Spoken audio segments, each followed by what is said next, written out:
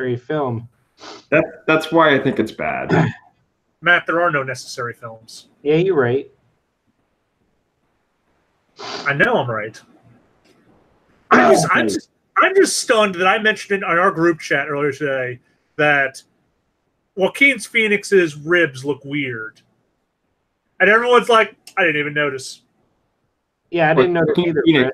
Like, how do you not notice that? He looks like a weird goblin man. Yeah, because that's not what people were focused on there, buddy. I'm really confused on like what I'm supposed to get from the Joker trailer. All I'm getting is that they're gonna try to make him sympathetic. See, I mean, I think it's a twist. I don't think they are. It's pretty obvious that it's based off that comic, that Alan Moore comic, whose name I can't remember. That's the origin of the Joker, where he's a dude who has a string of bad days and then just becomes the Joker. Like it's pretty clear that, you know, it's Alan Moore inspired. I agree. Yeah, it's just weird that it's like taking place in the 70s, and it's like I just feel like I don't. You know, tell me I'm wrong. Please tell me I'm wrong. You're wrong. Like, I thank you. But doesn't kind of like you can't have the Joker until you have Batman? Like you have to have Batman first, and then you can have the Joker. We thought you couldn't have Venom without Spider-Man, and yet here we are. Yeah. No, technically you're correct, but you know if they want to just make up a thing. And honestly, we didn't get a whole lot of the world beyond Gotham, Arkham Hospital, and then maybe a bat. Yeah. So we don't know a whole lot about this movie beyond that. Is like Bruce Wayne's dad Batman in this movie? Is this like a weird? I don't know. The little boy in the movie trailer was Bruce Wayne. Whatever. I don't think it actually ends with him being the Joker we know. I think he's going to kill a bunch of folk. Yeah. So, perhaps. You know what? I'm okay with it. I think it looks interesting. It'll probably be fine. I agree. Poor Josh, though. Why? He's just so sad about it. I'm just kind of just like I don't understand. Bitch. I don't understand what's really going on. And you know, I just find it really strange. I can't really say a lot because I technically work for that company, so there's that. Womp womp. There it is. Yep. Amp on it there, bud. So what you're saying, Josh, is that this looks like a grand slam hit. Thank you. It $100 million opening weekend.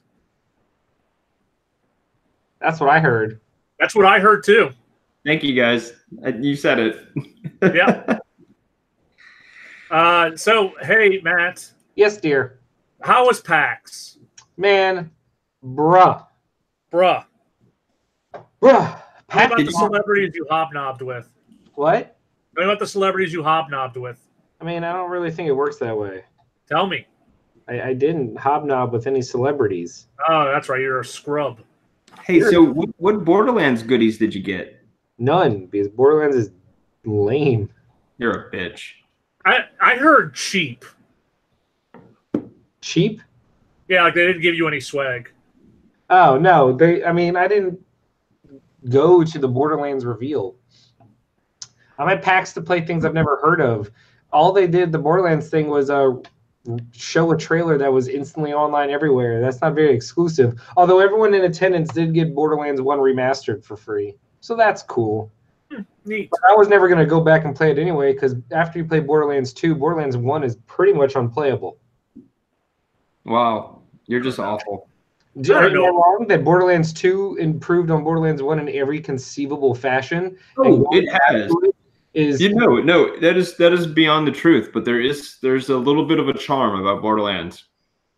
There really is. I watched a guy play it on stream for a couple hours today, and I thought about picking it up. Because one has always been kind of the whipping child of the Borderlands franchise, because the collection only came with 2 and the pre-sequel. And it was the Final Fantasy VIII of Borderlands. Like, no one cared. Yeah, it's because everyone, even the biggest Borderlands fans, know that Borderlands 1 compared to 2, the pre-sequel, even Telltale Games' Tales from the Borderlands, it's the worst of all of them. But I want it. Sure. It's like I want Arkham Origin. For $29.99, it's yours. I'll wait till it drops. On the console of your choice. I don't think that's necessarily true. I really think like if you really like it's like one of those things. If you like Borderlands and you like the series, you can really understand like the timeline of that series because the DLC makes that game. You know, the Nox Armory, the Claptrap DLC, like that's when you start seeing like them really finding like their stride in storytelling. You know, and you don't have the world building like you do. You know, that all sets up 2, and that sets up Tales from the Borderlands, and that's going to set up 3. You know, a lot of people will say the pre-sequel is actually the weaker of all of the Borderlands games. I mean, I wouldn't. You know, but like I don't know, it's all that matters is Borderlands 3 already sucks because we haven't seen Claptrap yet. We have seen Claptrap. I saw him dancing. Nah, I haven't heard him talk, so therefore he's not in the game. The same voice. What do you want him to say?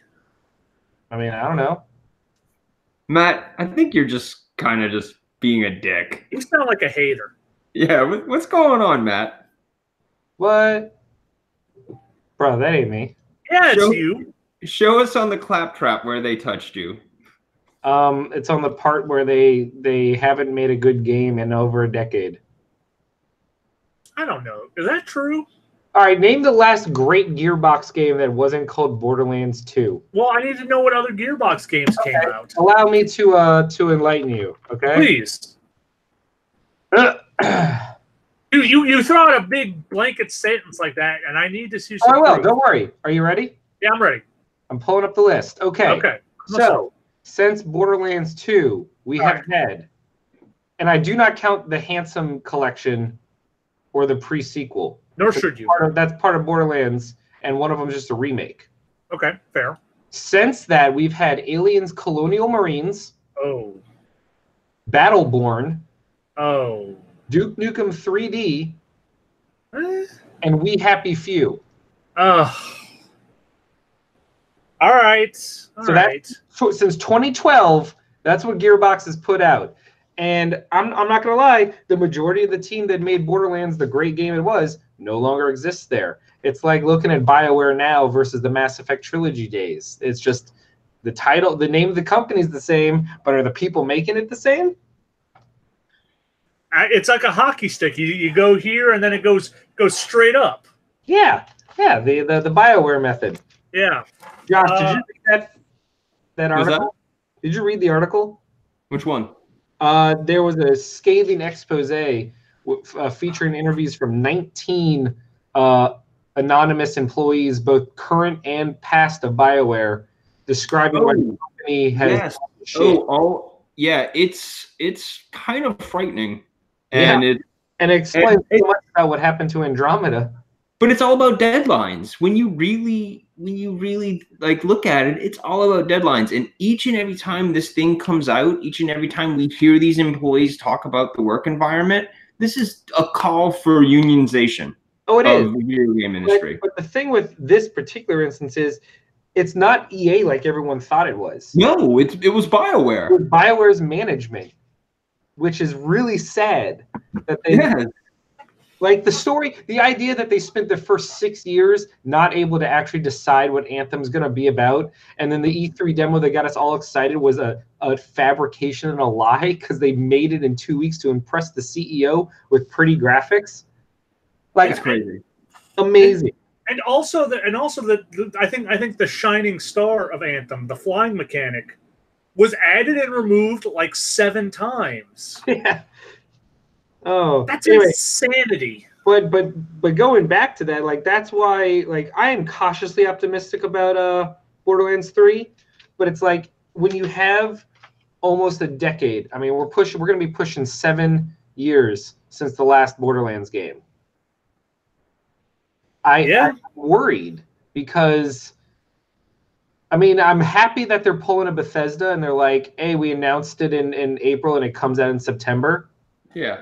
which means that they held on to it long enough to keep it a secret. But I want it to be good. Like I don't has changed. I don't think you should be worried, because think about the God of War thing. When was the last God of War compared to this God of War to God of War 3? Like, I agree. There is something about taking the time to actually make a video game, and even if it's 7 years and maybe 4 to 5 years in development, that could be a really good sign. Well, that's why I said I'm cautiously optimistic instead of completely dismissive. Yeah. I mean, the trailer was great. I mean, everyone's talking about guns with legs. So fantastic. That was just the icing on the cake. Bonus points for Borderlands for already pissing off the alt-right. Oh, why? Because its new siren is too like buff and masculine for their tastes. So they've catered to the SJW crowd and blah blah blah blah blah. What about the cover? Also, it's straight up an Epic Games exclusive for 6 months on PC, and I cannot tell you how much joy that seems mean. I watched these Steam fanboy meltdowns about games coming to the Epic Game Store, and I just giggle because it's so dumb. They're like you're just buying exclusives. I'm like, first of all, it's not like Sony versus Microsoft, where if you want to play that game, you have to drop another $400 on a brand new system. You literally just download a different launcher. Instead of Steam, you download from the Epic Game Store. No one cared when EA made EA Origin, or when Ubisoft forces you to use Uplay, or when Activision forces you to use Blizz.net. But suddenly, Epic Game Store is a crime against humanity. Ridiculous. It's insanity, my friends. But still, the cover art for this game. The cover is beautiful. It really is. I'm just happy. What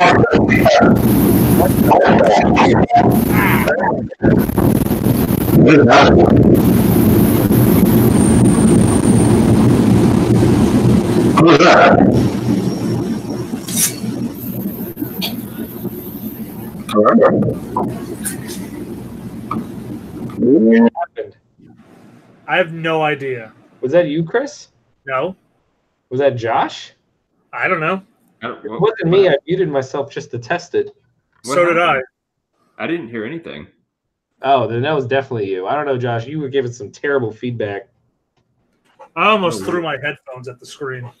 Oh my god, it was bad. Yeah. Oh, weird. Sorry about that, guys.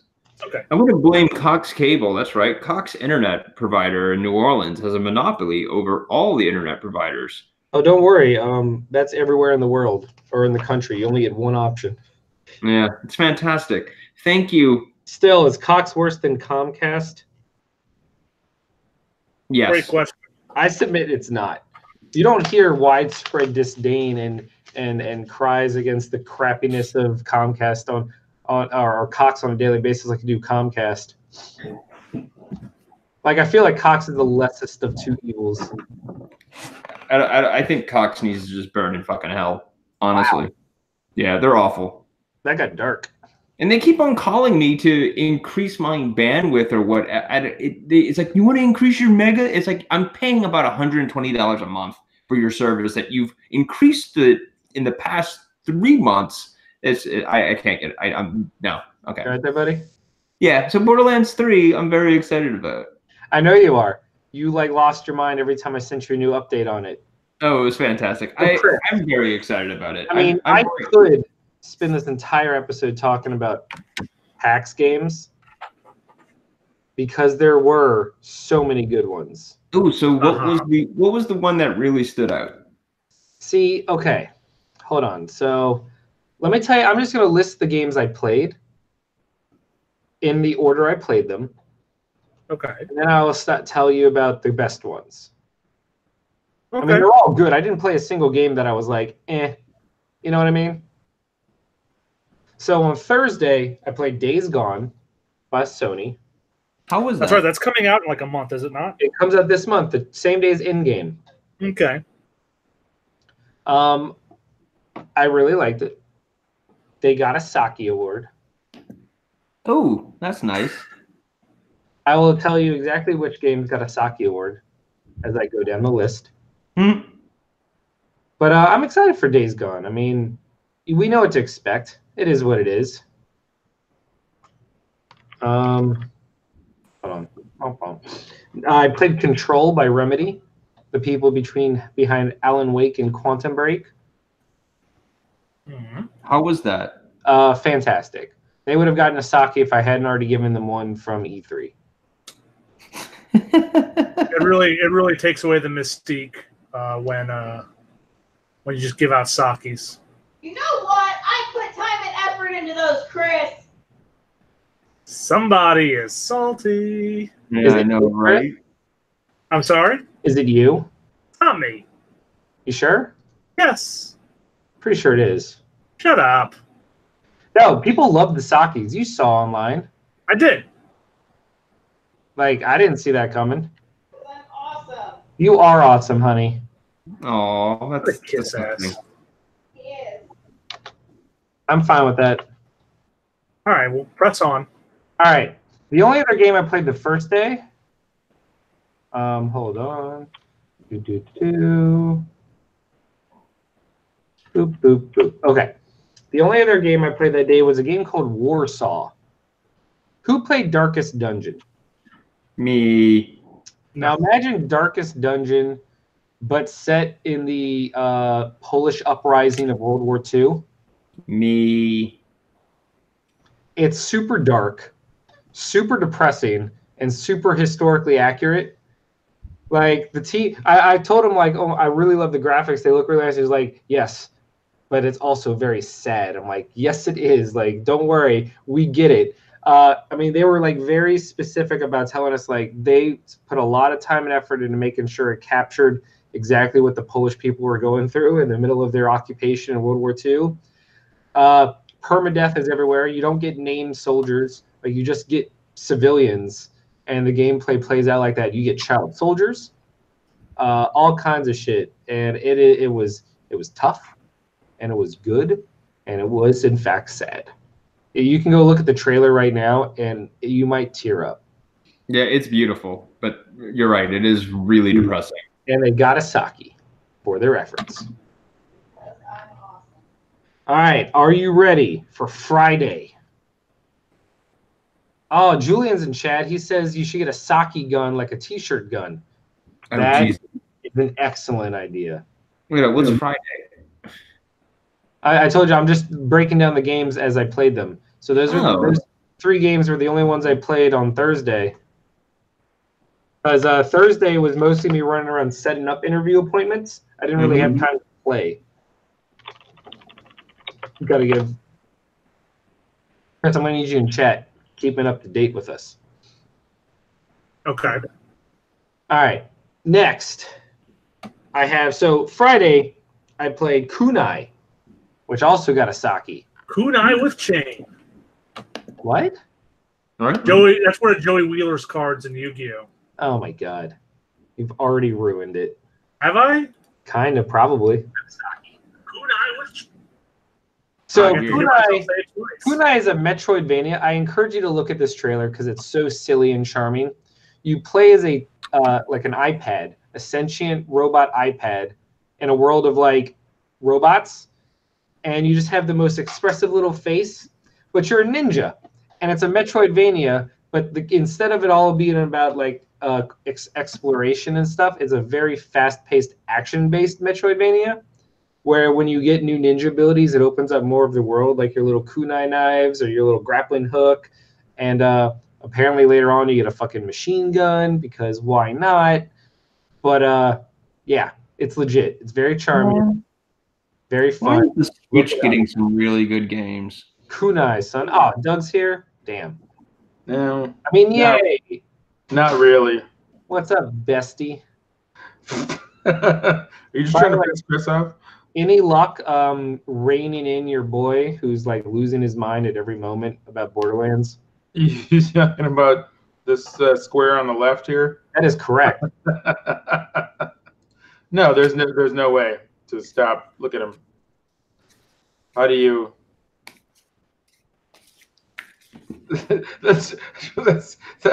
That reminded me of like the videos without music. Have you ever watched those on YouTube? It's like No, what? Firestarter guy, because it's the song Firestarter or whatever with but they took out all the music. It's just you can hear the sound of his shuffled footsteps, and, like him hitting his own wrists against each other. It's like an insane hobo in an alley somewhere, yelling "Fire starter" every once in a while. He's dead now.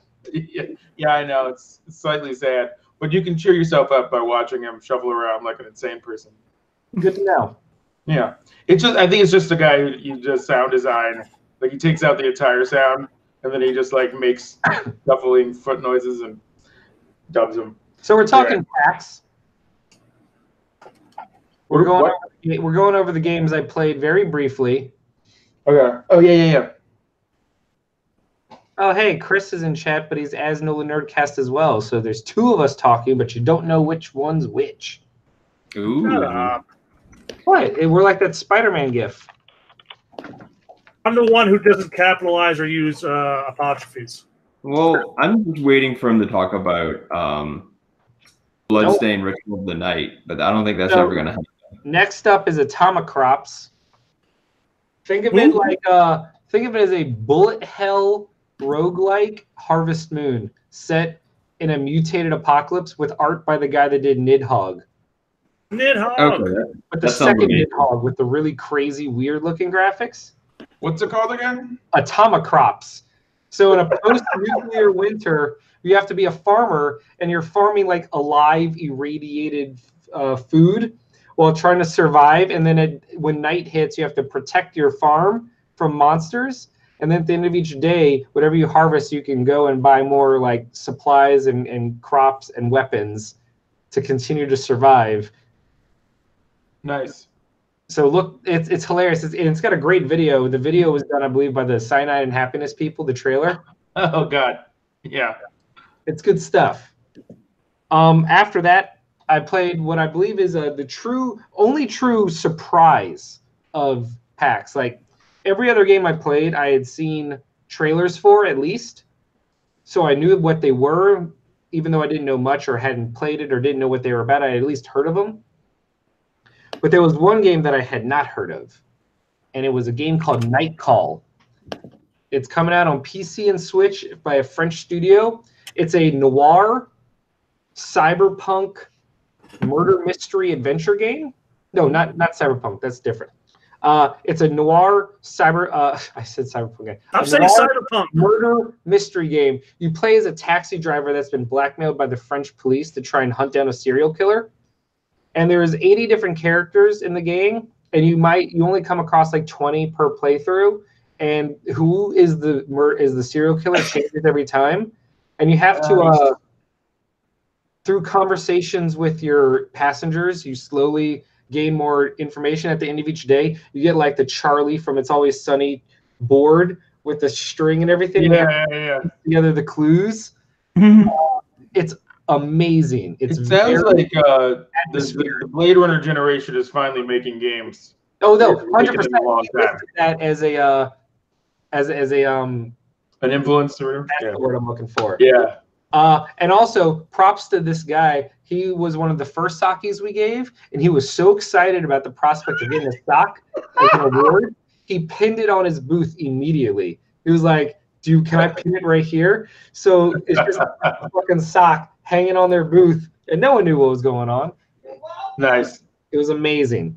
I did it all myself. Very proud. I am Saki. What? Saki's gonna murder you. No jury would convict him. Ooh, what's chat saying?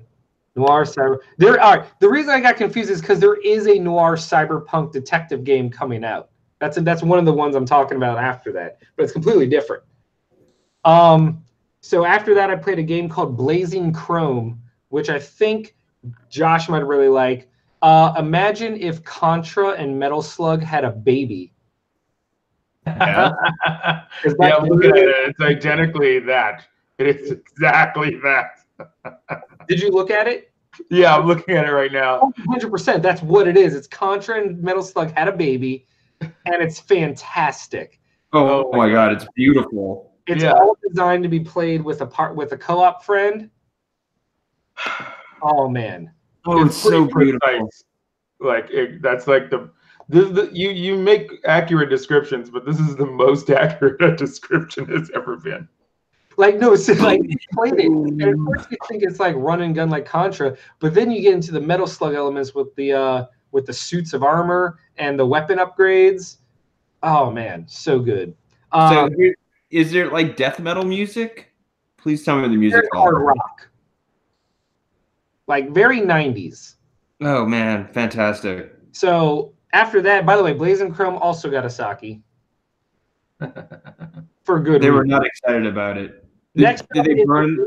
That was actually already out. I did not know it had come out, but apparently it's very recently out. It's also the best co-op game that's technically not a co-op game. So what if I told you that there was it? What would you think if I said Mario teaches typing, but as a bullet hell shooter? Like Mario teaches typing meets Enter the Gungeon.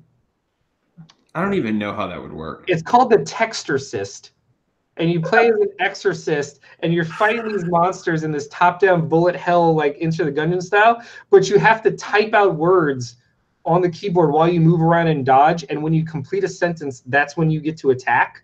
Oh god, it's like a typing of the dead. It is. It's very similar, but I say it's co-op because one person can control the arrow keys and dodge, while another person furiously types. Because you're supposed to like dodge until the attacks stop, and you get a brief moment where you type as much as you can, and it's like an ebb and flow. But it ended up being a really fun co-op game on the same keyboard, and it got way more chaotic because the person typing's like all over the place, and you're trying to like dodge while they're flailing around the keyboard. And when they misspell a word, you're like, "You motherfucker, come on!" It was way more fun than it should have been. That's pretty great. I guess that's him reading the Latin to exercise the demon. It was so silly and so dumb, but I was like, God damn! It's the only. If it had online co-op, that'd be great, but it obviously doesn't because it's not designed for that. But I would love to play that game with somebody. Sorry, Chris, you're very silent. I haven't seen any of these games. I don't have a whole lot to add. Well, you need to do what they do and furiously type it into Google while I talk. But Matt, I don't want to play co-op. I'm a big grump butt. What's there for me? Oh, well, then next up, we have one of my favorite games of the show. I'd say easy top 5. It also won a Saki. It's called Star Renegades. And what would happen if Hyper Light Drifter had a baby with a sci-fi squad-based RPG? What? Star Renegades, baby. Check that shit out. Remember that game Rogue Legacy, where every time you died, like your ancestors, you took over your ancestors and played as them? Yeah, that was fun. It's like that. When your squad dies, their DNA gets remade as like descendants, and they inherit the skills, and you get better as time goes on. But you're playing an ancient, undying evil. Like I'm trying to think, what kind of sci-fi alien race I could ascribe that to. I don't know. Point is, it might have the best pixel art graphics I'd saw at PAX. It was actually a lot funnier than it should have been. But the RPG battles, they were turn-based. But you could like interrupt them and change the order of the turns. It was kind of like Grandia or Final Fantasy X style. I don't know, man. It was good. I sat there and played that demo longer than most. God, this game is beautiful. Yes, it is. Very pretty. It shouldn't be this pretty. All right, next. After Star Rays, which of course got a Saki. Oh my god. Sakis aren't special if you give everyone a Saki. There were 15 Sakis to give out at PAX. And there were 15 games. Gave out at E3. What, Chris? I didn't say that. Josh said that, and I like what he said a lot. I didn't hear what he said. There were 15 games. There were much more than 15. Sure. After that, we got Get in the Car Loser. There's this developer. Her name is Christine Love. She usually makes visual novels, like very queer-friendly visual novels, because she is one of the most prolific trans developers in the industry. But she decided she wanted to make an RPG with like battle mechanics and everything. So if you liked Valkyrie Profile, then this game is for you. It's called Get in the Car Loser. You play as 3 queer friends on a road trip, and you got to fight monsters and aliens and robots and shit. It reminded me, it's very strong on the Steven Universe vibes. Like, very strong. It was Steven Universe or She-Ra. I can't decide which one it reminded me of more. It's called Get in the Car Loser. Because I think like the first thing you see in the game is your friend go, get in the car, loser. We're going on a road trip. I can't find the game. I can just find the memes. There's so many memes. You have to write game. Otherwise, I think get in the car, loser game. Yeah, otherwise you get nothing from Mean Girls. Okay. After that, one of the newest games that was announced, I think it was announced like 2 weeks, maybe 1 week before PAX came out. It's called Sayonara Wild Hearts. And it's basically Persona meets Sailor Moon, but as a rail shooter. Very stylistic, with amazing music. Like, man, I'm telling you, it gets wild trying to describe these games. PAX is full of the crazy shit. That's why I love PAX, because these are the types of games you will never get otherwise. Like, we're always going to get more team-based multiplayer online shooters like Borderlands. And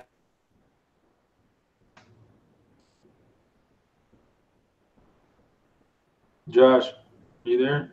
Yeah. Yeah. Did you? There you are. What was the last thing I said? You were talking very hard to about describe. Borderlands, you bitch. Yeah, I'm saying like we're always going to get games like Borderlands because that genre is huge for AAA developers, but PAX is the place where the smaller indie games can thrive, which showcase all these genres and mashups that we never see otherwise. And that's why I love PAX probably more than E3, because PAX is where like the focus is the indie games, whereas E3 the focus is on these big AAA games that you already know you're going to like or don't like to begin with. Plus, you were in Boston. Plus, I was in Boston. The weather was great. It was like 65 degrees. So, Sayonara Wild Hearts. Look up that one. Just see the graphics. It looks so pretty. And Yeah, you have great. magical girl transformations on bikes as you chase down people. Yeah, so Julian said he recalls seeing it. It looks crazy, but couldn't tell what the gameplay was. From the demo, think of it like no, I just thought of it. Sonic 2, the special levels, the special stages where you're okay. And you got to get like the coins and stuff and dodge and like get to the end without getting hit too many times. That's what the gameplay is like, but incredibly like over the top stylish, and the soundtrack is a bop. It's bopping. Please don't do that again. It's bopping, Chris. I was wondering why the footage was getting me like so excited in a childlike way, and it's the Sonic 2 of it. Yeah, great. the road moving underneath you, sort of thing. The road rash of it. All right. So, speaking of fun mashup genres, what if I told you that we had a 2D platformer merged with rock band style rhythm games? Nope. Yep. It's called Songbird Symphony, and you play as a little like chickadee that's being raised by peacocks, realizes that it's not actually a peacock, and goes on an adventure to find its family. But everything is based on like music and everything, and the more you do in the world, it changes the background music. So the world starts off silent, and the more you do, like it adds to the background music. And then the actual like boss battles are these rhythm games where you have to just it's timing and everything. It's a rhythm game, so Chris would be terrible at it. And it's a platformer, so I mean, I'd be doubly terrible at it. It's true. It's a 2 for 2 for you. I mean, it's a very silly, whimsical game. It's also it's a video game. It's a super hard pass for me. It's definitely not the best game I played at the show, but it was charming, and like I'd play it if it came out on the Switch, you know. But then again, what wouldn't I play if it came out on the Switch? I think it is coming out on the Switch. I don't know. Everything should come out on the Switch now. I'm a firm believer. Yeah, why not? At the start, I was like, not everything needs to be on Switch. And then I got the Switch, and I'm like, nope, everything needs to be on the Switch. So after that, I played the best sequel of PAX. Nothing else I played was a sequel except for this. Cat Quest 2. Who played Cat Quest 1? The meowing. Because it was amazing. It was a Zelda-like game where you played as a cat, and it was a very like silly action RPG, but with every cat pun you could possibly imagine. And you might think to yourself, but wait, Matthew, how can you improve upon perfection? Nope. Perfection. Nope. And the answer is you add a dog to the mix. That's right. Now it's co-op, and cats and dogs are working together. It's pandemonium. Mmm. Nice. So, So, Cat Quest 2, it looks so. Look, the Cat Quest is one of those games where it shouldn't be as good as it is, like by all accounts. But it's pure addiction. It's super cheap, and it's fun. It's not a super long game. You can beat it in like 12 hours, but it doesn't matter because it was a lot of fun. And when they announced the co-op sequel, I got a little chub. Not gonna lie. It's good stuff. After Cat Quest 2, so this one I think will interest Doug and Josh a lot. Probably more Doug, honestly. A Japanese horror game, a Japanese horror RPG with all of the art inspired by Junji Ito. Do you know who that is? I believe I do. I think his artwork is probably the most horrific I've ever seen. Yeah. Yes, So, I know exactly who Junji Ito is. All of the art. Said Japanese horror game. I was like, this is going to be like a. So World of Horror, that's what it's called. The graphics are designed. This man is a madman. It is being made by one dude. What is the game called? World of Horror. Oh, that's it? Yeah, just type in World of Horror game. It's made by one dude. Every graphical asset in that game, he made in MS Paint. Ooh. Because he wanted the aesthetic to look like you're playing in an old Macintosh. But it's an RPG that it's like part like old dungeon crawling RPG, one part. Remember that game, that point and click RPG Shadowgate? Yes, I am all about this. Yes. So it's a Shadowgate inspired retro RPG based on the art of Japanese horror manga person Junji Ito. Oh my god. Made by one dude. Ito draws the scariest shit I've ever seen. Yeah, no, it's absolutely terrifying. And my producer, the guy that was filming me for all of my interviews, by the way, I interviewed like 20 devs at PAX. It was amazing. He sat down and played, and the best part is, as he was doing something, he made it. You have these decisions, and he made a decision, and the guy leans over to me. He's like, "Oh, your friend fucked up." He got entered into a boss battle, and it was like, "Yeah, your friend's gonna die." And then he was immediately murdered. It was hilarious. Oh man, this is gonna be. His art is so fucked up. All right, I gotta take a quick break. You guys talk about anything Chris decides. I'll be right back. Okay, bye. Okay, bye. That was a nice thing to throw to me for without any kind of prep. I've got a random thing that we can talk about for half a second. By all means. What? I said, by all means, what do you have? I just wanted to ask you guys a serious question, which is whether or not I should crack the polybag on this Wizard 22 from 1993.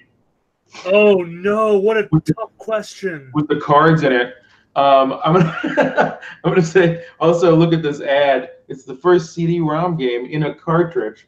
It's Flashback for the Sega Genesis. It's an appropriate ad for the back of this because I'm having one. What's the cover? It's Joe Quesada drawing all of the X-Men villains of the day. This is when he was still just an artist. But if you look at the top, it says Quesada climbing to the top. So maybe he was about to get the promotion. And there's something about Claremont? Yeah, Claremont after the X-Men. Oh, interesting. The Justice Leaguers behind the scenes. I don't know what that means. This is my thing. I'm really, So I had ordered two because I wanted to remind myself what these were like and why I liked them. The other one was literally the first issue, which I had never looked at. this didn't have a polybag, so I just had to open it, and it was pretty interesting because it's all black and white there. It's basically just a price guide at number 1. By the time you get here, see, I wanted one from the middle when it had a spine, and they were like kind of at their peak, you know. Because the point was kind of so I knew I wanted to look at it and see what stuff, you know, how you turn a comic magazine like this into like maybe a YouTube show or something, or just have a new publication, you know. But now I'm like, I find it so hard to crack polybags open, you know, from something that's that old. I think I can't tell you what to do. But I will say that I don't think Wizard is. I don't think you're going to kick yourself if you break the polybag. Yeah, true. Like if you had a polybagged, I don't know, issue of X-Men, you might be mad if you open it. Like that X-Force #1 with the cards in it. Yeah, you might be annoyed at yourself for doing that. But popping a Wizard, I don't think in like a year you're gonna be like, damn. Although popping a Wizard does sound like something embarrassing that might happen to a kid in high school. Yeah, it sounds like cool slang. It sounds like you peed yourself with a boner. It's. Ooh, did someone pop a Wizard? You guys haven't done a desk pop? Anyway, yeah. I think I might do it. We're going to do it live on television. Let's do it. Let's see if they have a fan cast in there. What's the card? What's the card? Sorry, I'm smelling it. I got 2 cards in here. One is how does it smell? Foil Supreme. Supreme? Yeah, right. Not good at this moment. I'm willing to bet until Alan Moore got a hold of him. And then Holocaust. This is worth talking about. This is like a Black History moment from Milestone Comics, which was this mid-90s all-black, all African-American comic book company that, imprint under DC, because DC just made 47,000 imprints in the 90s. It's funny you mention that. There was talk a few years ago of re-releasing some of Milestone's stuff in trade form, and something happened and they all fell apart. Yeah. Like the original Static Shock, the original Icon. See, like if this was a Static Shock card, man, that's probably worth something by now. Nobody remembers Holocaust, which was then another character was named Holocaust. I'm sure both of them would be called something else now. You said Holocaust. I thought the Age of Apocalypse character. Yeah, who is now called something else. Because this age can't tolerate. Yeah, thanks a lot, Snowflakes. So it's a gatefold cover. Oh, Jesus. If you'll look at this with Apocalypse and Omega Red and Deadpool, I notice. Yeah, he was good at the Deadpool. Sabretooth's kind of funky looking. The Apocalypse and the Strife are good. I liked old Sabretooth, who was shaped like a Dorito. You know, very very wide shouldered, very narrow hip. The proof is right here. And in one of those definitely a Dorito. I miss the weird fursuit. I mean, like the coat makes sense, but I think we've had coat Sabretooth for too long. I'm gonna talk about something right as soon as I open it up. The most '90s ad of all time, which is a Rob Liefeld drawn ad for a Youngblood Bloodshot crossover. No. And yeah. The slogan is "This blood's for you." Hey, Matt. Yes, dear. Did you pop a Wizard? I don't know what that is. Have you ever popped a Wizard?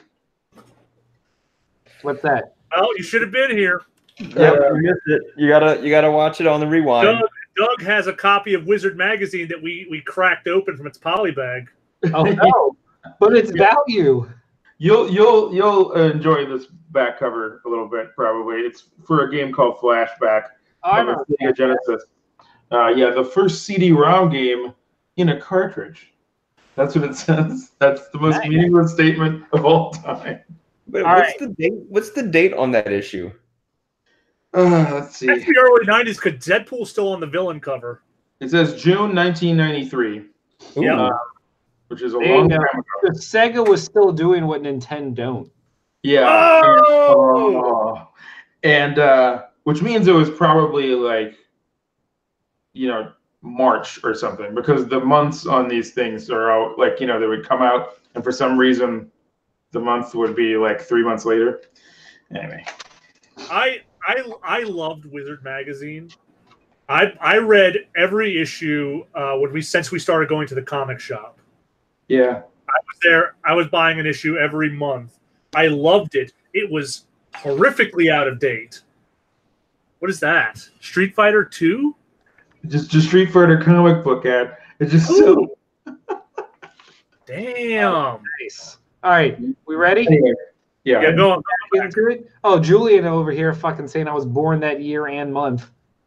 Wow. Oh, you bastard. And you can super drink and stuff. I mean, like, that's just crazy. I don't need to hear about this. You guys don't need to hear about it. I really don't. Oh, win autographed copies of the chromium covered Turok #1. Ooh. Oh, Chromium covered? Yeah. And What a time Turok to be alive. Dinosaur Hunter. Oh yeah, the Image Valiant crossover. That's interesting. Okay, you guys, talk about whatever you've come here to talk about. I was just.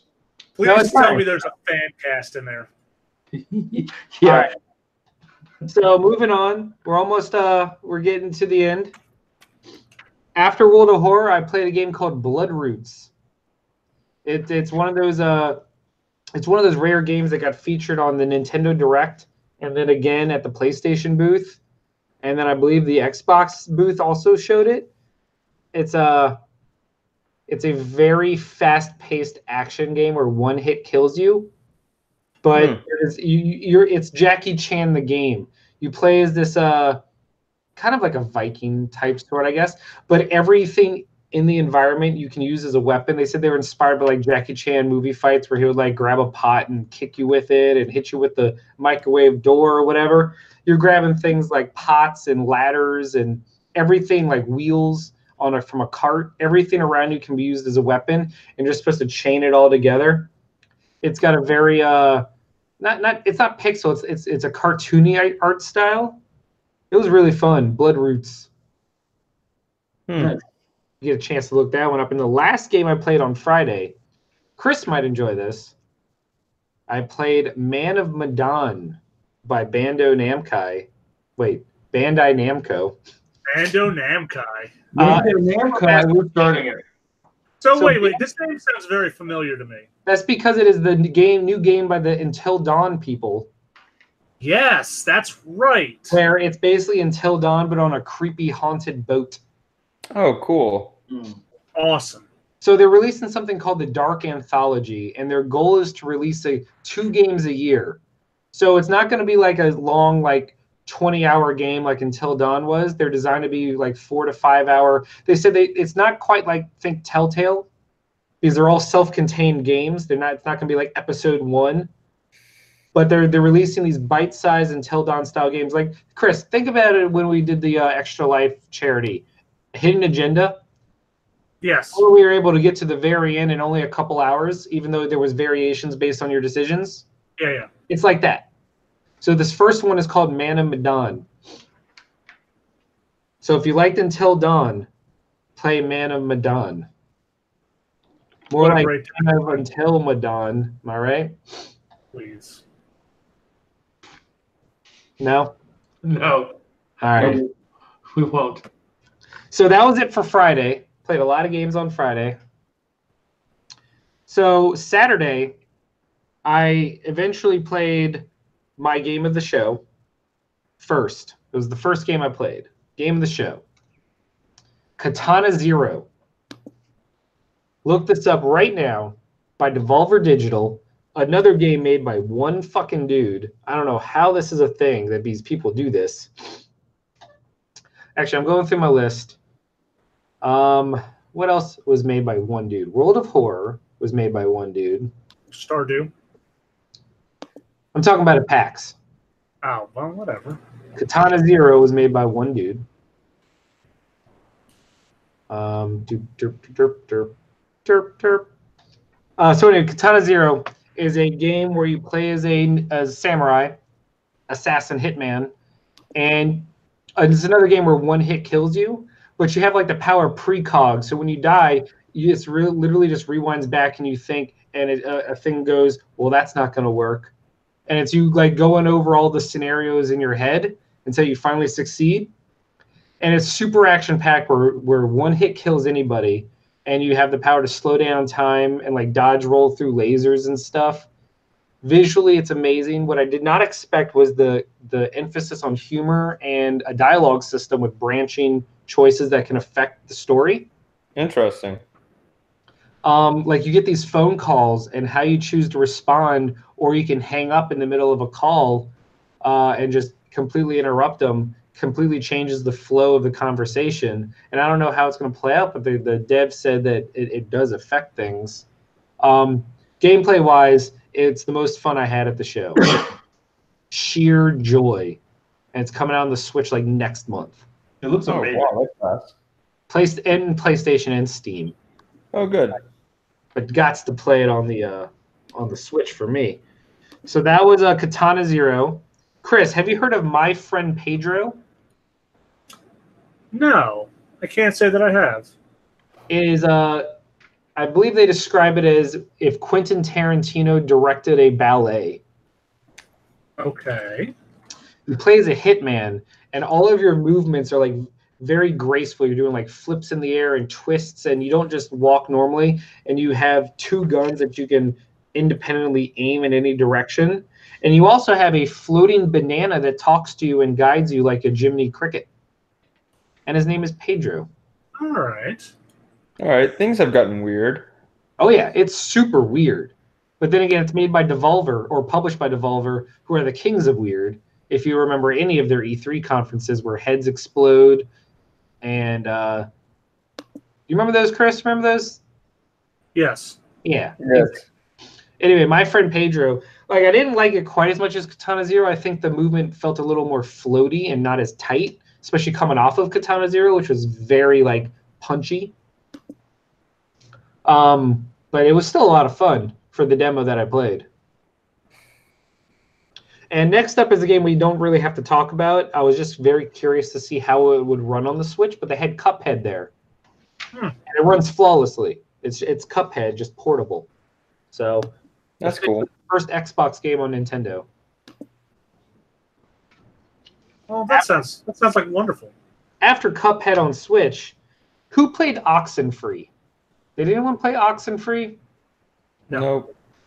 It was an indie game. It's been free on both PlayStation Plus and Xbox Games with Gold, so no excuse. But What if I just didn't do it? it was a thing. It was a 2D Telltale game basically, with really crisp art and branching dialogue that felt very natural. Like they have a knack of getting like slang of kids right without sounding like it's clearly an adult trying to write as a kid. Anyway, this is their new game. It's called After Party. And the gist is you died and you're in hell, and the only way out is to outdrink the devil. Oh, dear. So it's What? in these like underworld bars and taverns and stuff, and you have to play demonic drinking games, and you can get drinks, and the more inebriated you get, the more dialogue options pop up because your inhibitions are lowered, which change the dialogue flow of stuff. Oh my god, like my demo was brief, but I was laughing at some of the things that they said. Like the games like this live and die on the dialogue and voice acting, and this game nailed it on both accounts. And graphically, it was a delight as well. Oh, it looks great. It looks really good. Yeah, it's fucking awesome. It's just called After Party by the makers of Oxenfree. And just to give you a heads up of how good this game probably will be, Microsoft already picked it up to be a day one Game Pass release. So when the game comes out, Microsoft is just offering it for free for everybody. So After Party definitely got it. Katana, by the way, Katana Zero and After Party both got a Saki. After that, this game did not get a Saki only because it technically was already out, and they had a booth that was dedicated to DLC. The Messenger one of the best games that came out last year, is getting free DLC called Picnic Panic, where the ninja goes on a tropical paradise summer vacation and finds things get a little hairy. And Chris, you'd love this. They have an entire level dedicated to being an homage to the Battletoads racing stage. Oh, jeez. God. And crowning achievement of PAX, I got a pair of sunglasses from them because I was the first and only person at that point on Saturday that had beaten the demo without dying once. It was real good. Real good feels, babe. I'm very proud of you. Even though he's not that great at playing video games. Are you talking about Chris? Because I'm amazing. So, yeah, the Messenger Picnic Panic didn't get a Saki just because it was already out. Oh. But I did get an interview with them, and I did not know that they were all super foreign. Turns out, who else played the Messenger? Am I the only one that played it? I think so. I believe so. Oh, man. Because one of the things that was a big twist on that was that it's a very comedic game, even though... See, the Messenger, if you don't remember, is the game that played like Ninja Gaiden, but you switch between 8-bit and 16-bit. Yes. Does that ring a bell? Rings a bell to me, yes. Anyway, the game was very funny. And I asked about that, like, was that always your choice? And he was like, no, that was just a placeholder because I didn't know what the story was going to be yet. So it was just very fourth wall breaking, tongue-in-cheek, making fun of all the tropes of the genre. And then they were like, and then apparently people fucking loved it. So he just ran with it. After that, remember when I kept mistaking the other game as a cyberpunk noir game? Yeah. This one was it. It's called Tales of the Neon Sea. It's a very dense, very beautiful pixel art, noir, point-and-click detective adventure game. A lot of buzzwords, but it's made by this Chinese company. And they're making this, it's very, Doug, it's very Blade Runner reminiscent. But like with I'm looking at it. on like With like that new 16-bit thing. exactly. It's like 16-bit pixel art style, but atmosphere-wise and like vibe-wise, super Blade Runner-y. It reminds me of the new Shadowrun stuff too. It's not the 3/4 view. It's side. Right. Still. It's just side-scrolling 2D. But man, like any game that makes me think of Blade Runner already gets a like a bonus from me. Yeah, me too. So after Tales of the Neon Sea, I played a new game that was recently announced by PlayStation on their State of Direct called Rad. It's the new Double Fine game by Tim Schafer. It's basically what happens if Bastion made love to Brutal Legend. Remember that game? Oh yeah. Yeah. Rad looks interesting. It's basically like a Bastion style top down like isometric beat 'em up, like almost Diablo-esque as well. But you get these mutations because it's in a like post-nuclear Fallout style world. And as you get these mutations, you gain the DNA and you mutate yourself and gain new abilities. And then when I died in the demo, apparently you can set the internal like narrator on a scale of like 0 to 10 on how snarky and mean-spirited you want him to be. Like if you really want him to just give you shit, you can raise that meter. When I died, the first thing we said was, well, you're not very rad at all, loser. And I was like, oh, that's hurt my feelings. I didn't know what I was doing. Have you noticed though, like Hyperlight Drifter seems to have hot pinked the entire indie game world. Like ever since it happened, it's like hot pink and bright neon green and stuff like that. I'm fine with that. Yeah, no, it's all gorgeous. It just really works with the pixel art and everything. All I know is that they also announced, it was not playable, but they announced the trailer for the guy that made Hyperlight Drifter, his new game. It's called Solar Ash Kingdom. All we have is the teaser trailer, no gameplay or anything, but I'm already in, and I know Josh is. Yep. Plus, there's going to be a TV series. There is. Chris. Yes. This next game, I'm gonna tell you a name, and I want you to guess the genre. Okay. Creature in the Well. Creature in the Well sounds like one of these thought-provoking indie games. It sounds like a what? Thought-provoking indie game. Okay. Now, if I said it was a Diablo pinball game. Nope. I wouldn't have guessed that with 5 more chances. Maybe not, actually. Maybe not Diablo. It is a pinball action RPG. Yep. See, I don't even think of pinball as like games that go out to conferences, so I never would have guessed it. Oh, but when I say pinball, look up this trailer right now. Okay. Look up gameplay or a footage or a clip of Creature in the Well right now while I tell you a story about the developers and why we became buddies. Because it turns out they live in Montreal now, but they are originally based in Shreveport. And they have very fond memories of spending time at Superior Grill. Wow. In Shreveport. And then I gave them a sake, and they lost their mind and thought it was the coolest thing. They displayed it on their booth, and apparently their PR manager came back and was like, why the fuck is there a sock right here? Good times. Oh, it's amazing looking. But yeah. So you play as this robot, and it's pinball-esque because you have these spheres that you bat around, and it's like pinball meets Breakout, that game where you move the bar on the bottom and you have to hit all the bricks.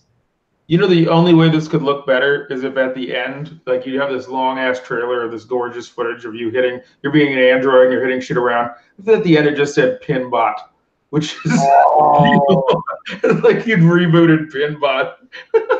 Amazing. But yeah, no, Creature in the Well was incredible. It was so tight, like control-wise. It felt so smooth. Like it didn't feel like a demo. It felt like a game that was already out. Also, I love Julian's fucking just comments and jokes in the chat. It makes me happy.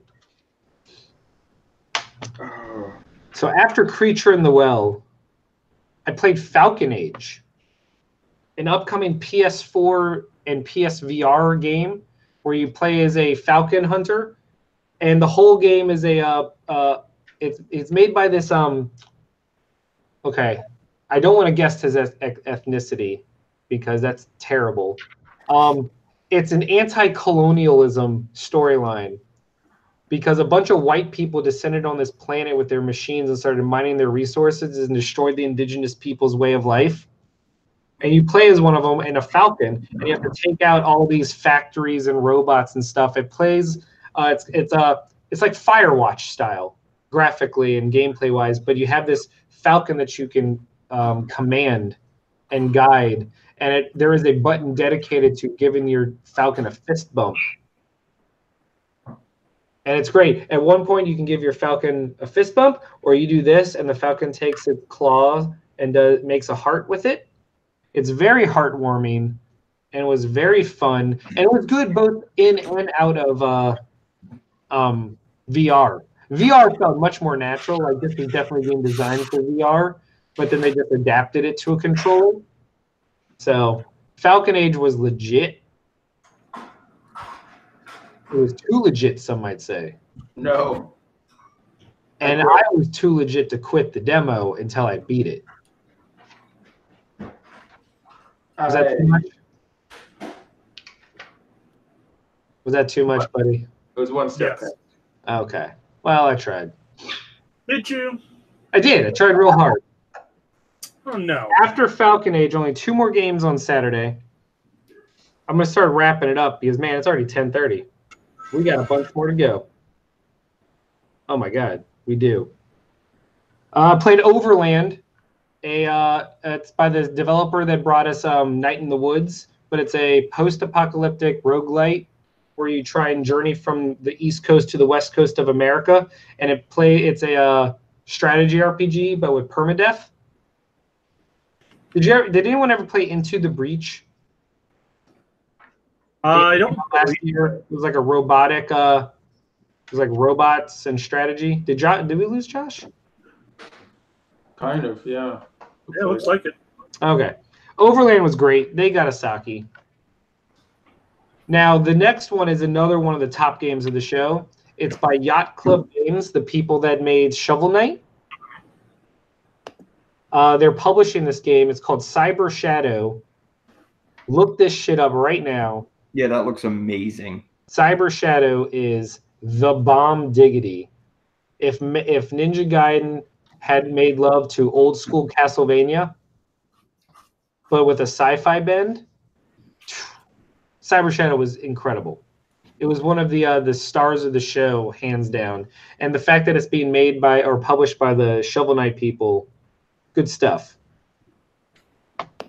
Pretty great. Hey, Chris. Yeah. What if I told you there was a game that merged match 3 gameplay? You know, like Candy Crush. Mhm. Oh, Jesus, no. With an RPG. So kind of like Puzzles and Dragons of sorts. I'd call you a liar. Well, I'd say it's a game called The World Next Door. And it's being published by Viz Media. It's their first video game. You know, the manga people that do Naruto and Sailor Moon. But they're publishing a video game called The World Next Door. And you have these the battles are fought on these worlds where there's all these runes on the ground of various colors, and you have to match at least 3, and then you can cast a spell that hits your opponent, and they're moving on the same field as you. It's really intense, and it was a lot of fun. And I don't like those kind of games usually. So, The World Next Door got one. After that, I played Samurai Showdown, the new fighting game reboot of the classic fighting game franchise. Oh, that looks so beautiful. Oh, dude, it is. I got my ass kicked, and I don't even care because it looks so fucking pretty. I sat down with the American liaison for the company, SNK, and he was walking me through it. I was like, okay, let's pretend I don't know what I'm doing, because I don't. I just want you to kick my ass and show me all the cool shit this game can do. He's like, I got you, fam. And let me tell you, that is a pretty game. That's a pretty fighting game. That's one of the prettiest fighting games I've seen in the longest time. So Samurai Showdown was the bomb. Now, Chris. Yes. What if I told you that a more recent Kickstarter success story was so good that they're immediately snatched up by a very prolific publisher, the people that brought us Yooka-Laylee, Overcooked, and many other games. And then what if I told you that game was a pixel art 2D Metroidvania Pokemon mashup, where you have to collect and train monsters, and as those monsters level up, they gain abilities that allow you to traverse the world and explore more. What game is this? It's called Monster Sanctuary, and it is fucking incredible. They already have a playable demo you can download. Like, you get a firebird, and they can fly and burn vines in front of you, or you get a monster with an explosive attack, and you can break down walls, or you get a flying creature that can help you glide over gaps. It's Pokemon, but the monsters actually can affect the world and allow you to explore more. There's a cat Zerker. Yes. That game was a delight. And it probably would have won so much more of my love if I wasn't already a backer and had played the demo. So I just played to see if they had upgraded the demo or added anything to it. But it lessened its impact because I already knew what to expect because I had played going in. But man, very good. After that, coming down to the last 4 games of PAX, Divinity Fallen Heroes. If you've ever heard of Divinity Original Sin 1 and 2, or the Divinity RPGs that have been blowing up the world by storm, they're making a spin-off game that instead of an RPG, like a CRPG, Baldur's Gate style, it's a tactical RPG like Final Fantasy Tactics, but with all of their crazy systems that all interact with each other. It was hard. I got my ass kicked bad. Bad. But it was so much fun. If you like tactical RPGs at all, Divinity Fallen Heroes should be on your radar, Chris. It's not, but thank you. After that, I played a game called Sparklight, which is very Zelda-inspired, like Link to the Past style. And usually I don't like procedurally generated games where everything's different every time you die, but they actually worked it into the story, which was really cool. And it did one of the things that games like this really need me to like, like Dead Cells did, where every time you played, you felt like you were getting stronger and stuff carried over, so you didn't feel like you were starting from scratch each time. So Sparklight was really good. And finally, I went to 505 Games, and they had 2 games on hand. One was Indivisible, this RPG coming out with 20-plus characters and gameplay that was it's very Valkyrie profile based with the combat system, and it's made by the team that did the Skullgirls fighting game, so the art style is like really dope. And then Josh wanted to know about a little game called Bloodstained: Ritual of the Night. That was the final game I played at the show. Chris might want to hear about it too. I'm all ears. Because it's by the maker of Castlevania. Yep. It was good. I really liked it. I did not know that it basically merged. It's merging Castlevania Symphony of the Night and the DS one. Oh, cool. Because when you fought enemies, there was a percentage chance that you would gain their soul. Like, you would get their DNA or whatever and gain a power based on them. Like, I would be fighting poison frogs, and I killed enough, and one of their souls flew into me, and I gained the poison, not immunity, but resistance up. Or I fought this like flying griffin thing, and I killed it, and I gained the ability to shoot lightning that chained among enemies. It was a lot of fun. The boss at the end was massive. This 2-headed dog dragon thing, while you're on this spiral staircase, and one head's coming from each side. And as you fight, it like moves around the spiral staircase. Oh, it was epic for being just a single fight. And one thing was cool. You fought these poltergeists in picture frames, and all the pictures on them are pictures of people that backed the game at a certain tier. So that was fun. But no, Indivisible was really cool. Yeah, Dawn of Sorrow, Julian, that's the name of it. Aria and Dawn of Sorrow both had that. It's that merged with Symphony of the Night, but like with modern graphics and trappings and stuff. It was cool. I liked it a lot. Like, I don't think it's going to blow the world away. I don't think it's going to be the second coming of Castlevania people are hoping for, but I can at least rest easy and say that it's not a Mighty No. 9 disaster. Well, that's good. That's really all I wanted from it. Yeah, that would be the worst. And on that note, I'm out of here. Yay, me too. Let's all say bye, guys. That was my brief PAX recap of all the very brief. What? Very brief. Well, I mean, dude, I could have gone so much longer in each of them, but I was trying to touch on all of them and give you time to look them up because there were so many good games. But I think Katana Zero was hands down the best of the show. All right. Well, Good night, people. We'll be back next week. Week, Boo. And Chris, I'll be in New Orleans this weekend, and Chris and I are going to go see Shazam. We are. It's going to be a good time. Yay. So, Yeah. until next week, we will see you all then. Y'all have a good night. Later, guys. All right. Night.